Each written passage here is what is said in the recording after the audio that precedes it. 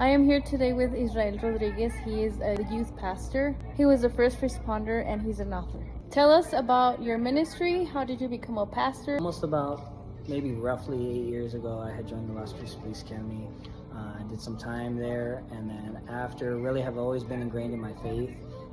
God has always been a part of my life. And so we were in transition maybe a little over a year ago into what I believe is like a higher calling and something different, where we were taking a more systemic approach for really what was going on in our inner city. And so we have just a straight call that we believe God has put us in a place where we can reach students, teens, college, high school, and it's been a work that God has just completely had his hand on. The book is an opportunity for any first responder to just say, okay, like, what can help me get through? What can I put my faith in to make it through the shift? What can I look towards to help me combat some of these issues that historically first responders have suffered in? Whatever it may be, let's provide them with prayer so that way before every shift, and it's short, sweet, to the point in the book. You can put it in your go bag, open it up, pop it open, say, I'm going to read this, jot through it, and I'm going to pray this before shift, throw it back in and go. Really, that's where the inspiration, it was completely divine. It was a God thing. Like, I didn't plan time, and we still get calls from people who are like, hey, we have your book. Like, I carry it in my shift. I carry it in my go bag. It's in our unit. It's at the firehouse. Whatever it is, a total God thing in it. So now that you wrote your first book, do you plan on writing a second book for the youth group? I would totally love to, because I think there's so many tips and tricks. I think the average youth pastor right now across the nation, I could be wrong on this, but is lasting like 4 months.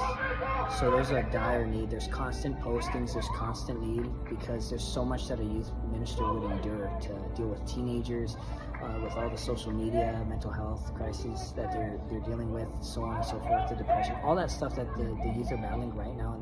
Tell us about your biggest goal in your ministry. Just to see an on-fire generation like come out of Las Cruces, and then while we're here, and this is our assignment that we feel like we're being placed to steward. Yeah, if I had one thing I would want to leave people with, is for our parents, those who work in our community with students, teenagers, college students, junior high, all that good stuff. There's no better help, whether you have a faith-based belief system or not, that can benefit your students to find community, to find love, to find companionship, to find just camaraderie, to find a place where they're safe, like youth group. And right now, there's several churches that you can go to find a youth group. It does not have to be a Triumphant Life, 1000%. It does not. It can be anywhere, but we have found that some of the most beneficial outcomes in student situations have been parents who are like, let's get you plugged into a youth group. Whether we believe it or not, whether it's something that we've tried before or not, whether you want to go or not.